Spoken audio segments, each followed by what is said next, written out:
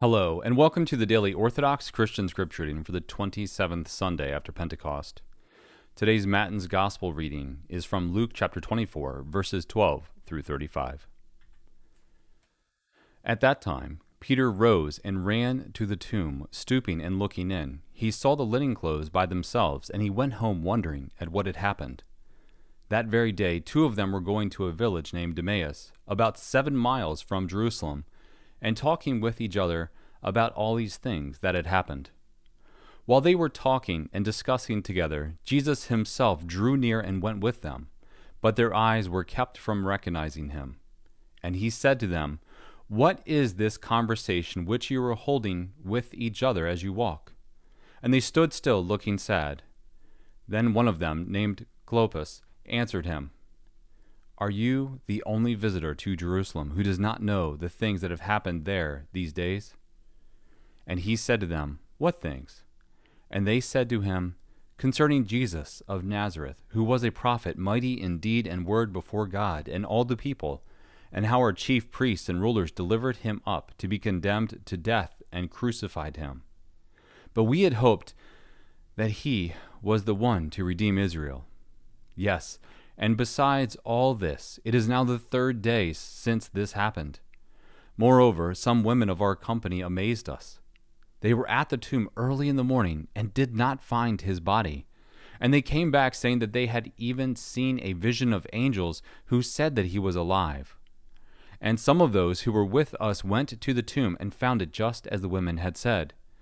But him they did not see. And he said to them, "O foolish men, and slow of heart to believe all that the prophets have spoken. Was it not necessary that the Christ should suffer these things and enter into this glory?" And beginning with Moses and all the prophets, he interpreted to them in all the scriptures the things concerning himself. So they drew near to the village to which they were going. He appeared to be going further, but they constrained him, saying, "Stay with us, for it is toward evening, and the day is now far spent." So he went in to stay with them. When he was at table with them, he took the bread and blessed and broke it, and gave it to them. And their eyes were opened, and they recognized him, and he vanished out of their sight.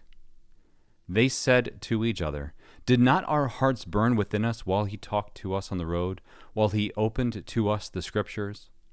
And they rose that same hour and returned to Jerusalem. And they found the 11 gathered together, and those who were with them, who said, "The Lord has risen indeed, and has appeared to Simon." Then they told what had happened on the road, and how he was known to them in the breaking of the bread. And today's epistle reading is from St. Paul's letter to the Galatians, chapter 1, verses 11 through 19.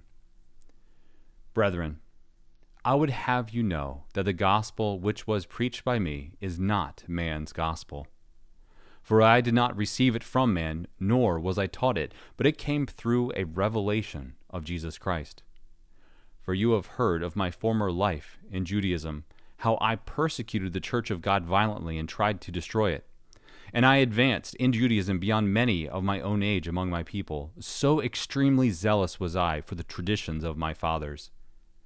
But when he who had set me apart before I was born, and had called me through his grace, was pleased to reveal his Son to me, in order that I might preach him among the Gentiles, I did not confer with flesh and blood, nor did I go up to Jerusalem to those who were apostles before me, but I went away into Arabia, and again I returned to Damascus.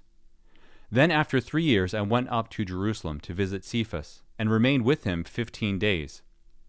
But when I saw none of the other apostles except James, the Lord's brother."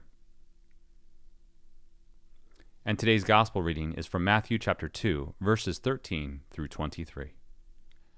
When the wise men departed, behold, an angel of the Lord appeared to Joseph in a dream and said, "Rise, take the child and his mother, and flee to Egypt, and remain there till I tell you, for Herod is about to search for the child to destroy him." And he rose and took the child and his mother by night, and departed to Egypt, and remained there until the death of Herod. This was to fulfill what the Lord had spoken by the prophet, "Out of Egypt have I called my son." Then Herod, when he saw that he had been tricked by the wise men, was in a furious rage. And he sent and killed all the male children in Bethlehem and in all that region who were 2 years old or under, according to the time which he had ascertained from the wise men. Then was fulfilled what was spoken by the prophet Jeremiah. A voice was heard in Ramah, wailing and loud lamentation, Rachel weeping for her children. She refused to be consoled, because they were no more. But when Herod died, behold, an angel of the Lord appeared in a dream to Joseph in Egypt, saying, Rise, take the child and his mother, and go to the land of Israel, for those who sought the child's life are dead. And he rose and took the child and his mother, and went to the land of Israel. But when he heard that Archelaus reigned over Judea in place of his father Herod, he was afraid to go there, and being warned in a dream, he withdrew to the district of Galilee. And he went and dwelt in a city called Nazareth, that what was spoken by the prophets might be fulfilled. He shall be called a Nazarene. Thank you for listening. Let the brightness of the Lord our God be upon us, and direct the works of our hands to do good. See you tomorrow.